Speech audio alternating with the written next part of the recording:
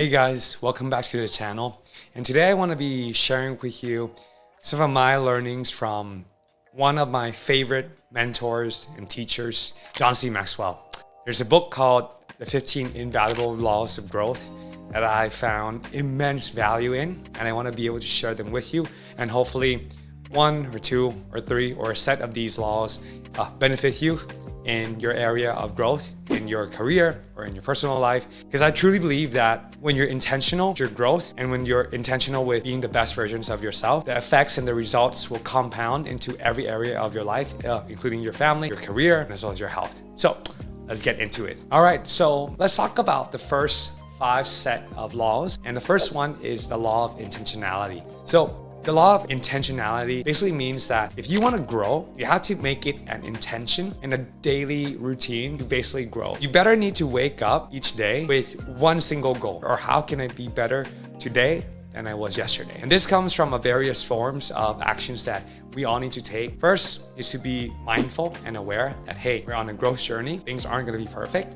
but also making sure that we lay out a plan and a strategy to ensure that we follow through with our growth plan. And that could mean spending time to read the right books on leadership. It could mean spending time to learning a skill that is important for your career. And that's something that needs to be intentionally blocked into your calendar and in your time, and that you really set the time to work on yourself and your goals. So that's law number 1, the law of intentionality. Now, the second law is a law of awareness.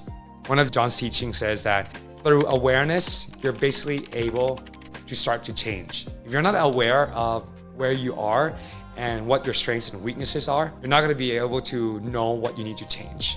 So you need to basically surround yourself with groups of people that are going to be honest and loving to you, that care enough about you to be very straight up to you, to let them speak into your life on things that you need help on. And you also need to be honest with yourself on the things that you're weak in, and as well as the things that you are good in, so that you can also work to strengthen those areas and work to develop the weak areas.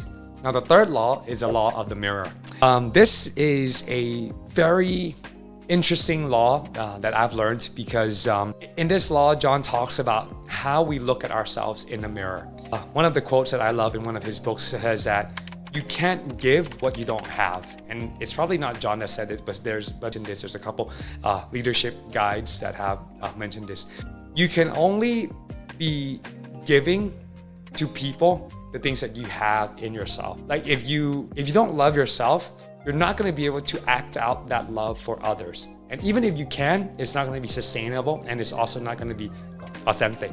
So make sure that you intentionally work on how you see yourself in the mirror, that you value yourself first, so that you can add value to others, and that those joy and those feelings and those happiness can be overflowed into the lives of others if you're trying to lead a group of people.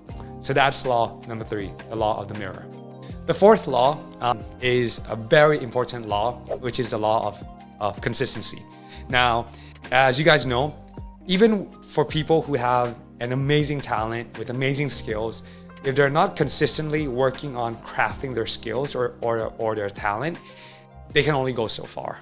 I remember hearing John Mayer. He talked about how he locked himself in the room, practicing hours, day in, day out, just trying to get the riffs and trying to get his fingers to just flow from top to bottom of the fretboard, and just putting in the work hours. You're trying to become a better leader, like I am, which means that as a leader now in the day and age, you need to be able to communicate well. You need to be able to share your vision clearly. You need to be empathetic to people. You need to be kind to people, and as well as you need to be disciplined yourself if you're expecting your employees to be disciplined like you. So you need to be able to show consistency that is aligned in your daily lives if you're going to expect your team to do the same thing. Now, the fifth law is also very true and tried in my own life, which is the law of environment.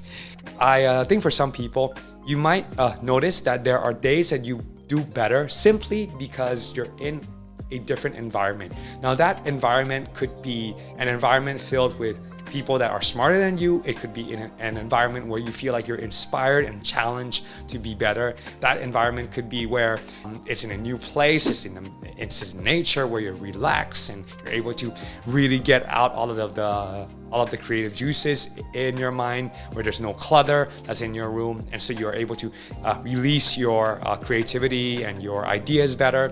Whatever that is, growth can be intentionally crafted if you also are able to design your environment. Now, not all of us can purposely or intentionally craft our environment or our surroundings. Quite a lot of you probably have jobs and are employed in a company. Of course, there might be some small things and some small changes that you can do to make sure that that environment that you're in actually makes you feel better. And that could be just putting on headphones and just listening to podcasts that inspire you, or perhaps listening to a good book that you want to read, or perhaps learning a new skill, or perhaps it's listening to some songs that nourishes your soul, or whatever it is. Try and make the environment that brings out the best version of yourself so that you can continue to grow on your journey to becoming the best version of yourself. There you have it. That's the first 5 laws of the 15 invaluable laws of growth. And I'll see you on the next episode with the next 5. Take care, guys. God bless.